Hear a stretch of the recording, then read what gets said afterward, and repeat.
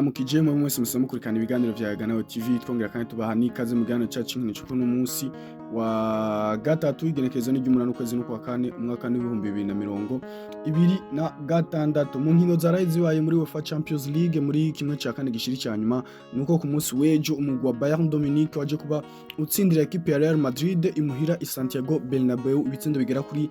bibiri kuri kimwe ni equipe ya Bayern yaje kuba yifashisha uwitwa Luis Diaz Marulanda uno munya Colombia ndetse na mugenzi w'umwongereza ariwe Harry Kane ariko kandi ku ruhande rw'umugwi wa Real Madrid witwa Kylian Mbappe nawe yaje kuba yinjiza igitsindo ku ipasi nziza yaraje kubahabwa n'uwitwa Trent Alexander-Arnold n'urukino rwiza rero utarusanzwe ku sanzwe witwa Michael Olise umwe mu bakinyi ku munsi w'ejo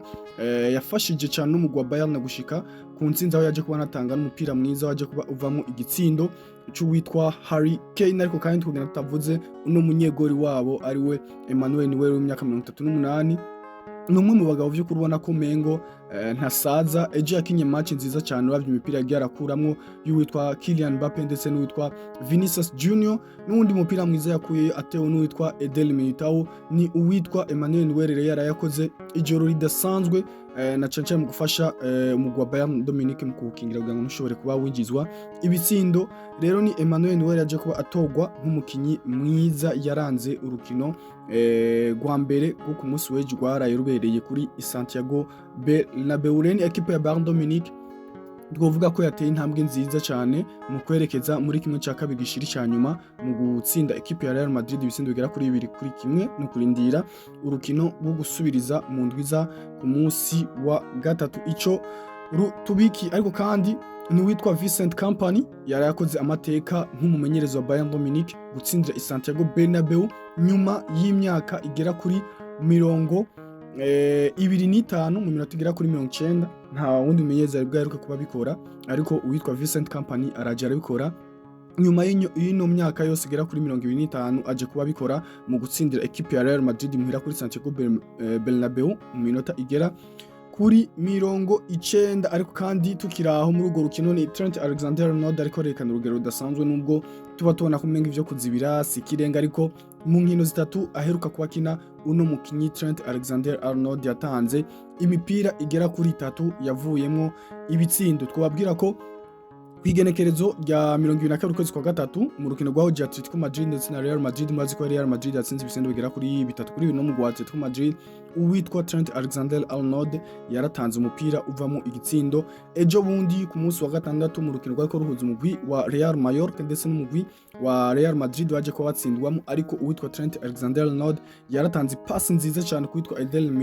Militao ku gitsinda aje kubagombora no ku munsi weje tuje kuba turangiza none umusore kandi w'umwongereza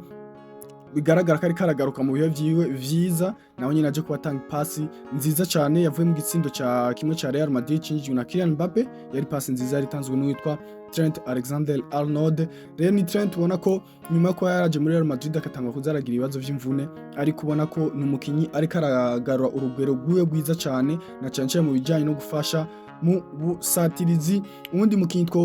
togenda tudaciye ko n'uwitwa Jude Victor William Bellingham ku munsi w'ejo ni equipe ya Real Madrid ubona ko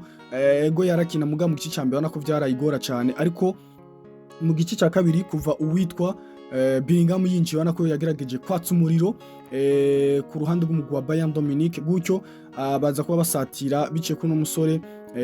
urukino ruza kuba ruhinduka maze baronkamwo n'ico gitsindo kimwe baje kuba baronka maze rero nuko urukino rwaje kuba rugenda hagati y'umugwi wa Bayern Dominique ndetse na Real Madrid ni intsinzi idasanzwe ku ruhande rw'umugwi wa Bayern Dominique ariko kandi ni intambwe ya mbere nziza bateye yo gushika muri kimwe cya kabiri gishiri cyanyuma no kurindira ico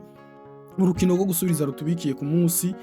wa gatatu mu ndwi iza ariko kandi ni equipe ya Arsenal ku munsi wa Jari kirakina nayo nyene n'umugwi wa Sporting Club de Portugal bayisanze ariya mu gihugu ca Portugal ni uwitwa Kai Havertz yaje kuba yinjiza igitsindo ku munota wa 91 akaba ari cyo gitsindo rero rukumbi kimwe cyaje kuba kiboneka muri runo rukino rwari kuruhuza Arsenal ndetse na Sporting muri kimwe cya kane gishiri cyanyuma cya UEFA Champions League uwitwa David Raya uno munyegori waba umu Espanyol akaba waje kubatogwa nka homme du match cyangwa se umukinyi mwiza yaranze runo rukino twovuga yuko ari intambwe nziza ku rundi ruhande rwa Arsenal nayo baje kuba batera mu gihe urukino rwo gusubiriza bazorukinira kuri Emirates Stadium. Uno musi kandi naho inkino ziraza kuba zibandanya, ni ekipe ya FC Barcelona za kuba yacakiranye igihe cy'isaha 3 z'ijoro kuri Spotify Camp Nou mugwi wa Atlético Madrid. Tubamenyesha ko bari bafitaniye inkino zitatu muri ukuno kwezi, mu kiringo kingana n'ukwezi. Ni ekipe ya FC Barcelona urukino rwa mbere yaje kuba irutsinda, itsinze ekipe ya Atlético Madrid ibitsindo bigera kuri 2-1. Ubu rero akaba agiye gukina urukino rwa kabiri, baza kuba bakina muri kimwe cya kane gishiri cya nyuma cya UEFA Champions League. Urukino rwa gatatu barufise mu ndwiza ku munsi wa kabiri, ariko reka tubanze duhagarare ku rukino rw'ukuri no munsi rugira kabiri. Ekipe ya Barcelona igiye kuba ihura na Atlético Madrid muri kimwe cya kane gishiri cya nyuma cya UEFA Champions League. Ni ekipe ya FC Barcelona igiye kuba ikina idafise uwitwa Marc Bernal, yaje kubagira ikibazo cy'imvune muri cheville cyangwa se mu ijisho ry'ikirenge, n'uwitwa Andreas Christensen uyu wewe amaze igihe kirekire ari mu mvune, na Frankie de Jong nawe nyine ntarava mu mvune, nawe ntaza kuba aboneka mu rukino rw'uno munsi. Ariko kandi n'uwitwa Rafinha Rafael Diaz Beroi, abo nibo bakinyi umugwi wa FC Barcelona uza kuba ukina udafise uno munsi. Ku rundi ruhande rwa Atlético Madrid uwitwa Pablo Barrios nawe nyene si hari, ntaza kuba aboneka. N'uwitwa Johnny Cardoso nawe nyene ntaza kuba ahari, ndetse n'uwitwa Mario Jimenez, Jose Jimenez nawe nyene si haza kuba ari, ndetse na kizigenza uno mugwi akaba ari we Juan Oblak n'umunyegori nawe nyene akaba twovuga ko ari imwe mu nkingi za Atlético Madrid zikomeye, ndetse n'uno Jimenez. Ariko abantu bagabo uko ari babiri ntabwo baza kuba bahari. Ni urukino ruza kuba ruvuzwa n'umunyaromani yitwa Kovacs. Ukunda tukaraba iyo bigiye kuba biherera hagati y'umugwi wa FC Barcelona ndetse na Atlético Madrid. Ariko twababwira yuko ku ruhande rw'umugwi wa FC Barcelona 11 ashobora gutangura mu kibuga, bari bahabwa amahirwe menshi yo gutangura mu kibuga no munsi mw'ijoro. N'uwitwa Joan Garcia mu izamu nk'uko bisanzwe, ndetse Cancelo aze kuba akina kuri zitatu, Gerard Martin kuri zine, Pau Kubarsi kuri 5, Gilles Olivier Kunde nawe yamaze kubagaruka nyuma y'imisi mike ari mu mvune, aje kubagaruka ku nimero 2, uwitwa Eric Garcia ndetse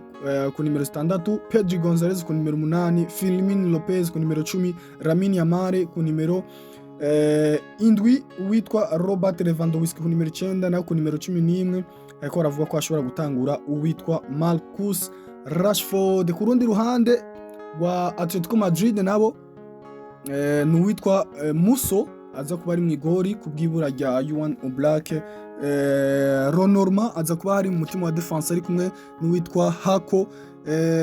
Rugeri aza kuba ari kuri nimero zigera kuri 3, Pubil kuri nimero 2, Marcos Llorente na Koke ku nimero 6, Ademola Lookman na Giuliano Simeone batakisha abakinyi babiri aribo Antoine Griezmann ndetse na Juliano Alvarez. N'urukino rero taza kuba goroshe, tuza kuba turindira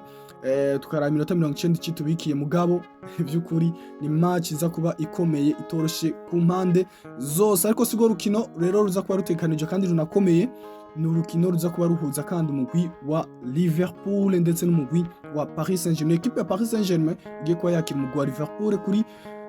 Parc des Princes. Ni equipe ya Paris Saint-Germain nyuma yo gutahukana ikombe cha Champions League cyo mwaka uheze, ubona ko ni equipe ibandanya kwerekana urugero rudasanzwe ko inifuza cyane gutahukana ikindi gikombe kigira kabiri cha Champions League mu myaka 2 kurikirana. Mbega barabishika ko intambwe ya mbere nuko bashobora gutsindira umugwi wa Liverpool. Ni equipe ya Liverpool mu nkino zigera kuri 5 bariko ko bakina, ni equipe twovuga ko itashoboye kuba yitwara neza mu izo nkino zigera kuri 5, kuko equipe ya Liverpool mu izo nkino 5 yaje kubitakazamo inkino zigera kuri 3 zose baje kuba zitakazamo, mu gihe ku rundi ruhande rw'umugwi wa Paris Saint-Germain bobo ubona ko mu nkino 5 baheruka kuba bakina baje kuba bitwara neza batsinda mu nkino zigera kuri 4. Rero nukurina tukaraba ko uno munsi uwitwa Arne Slot aza kuba bikora imbere no mugwi wa Paris Saint-Germain. Ku ruhande rwa Liverpool bagiye mu Bufaransa badafise umunyegori wabo yitwa Alisson Becker aje kubagira ikibazo cy'imvune.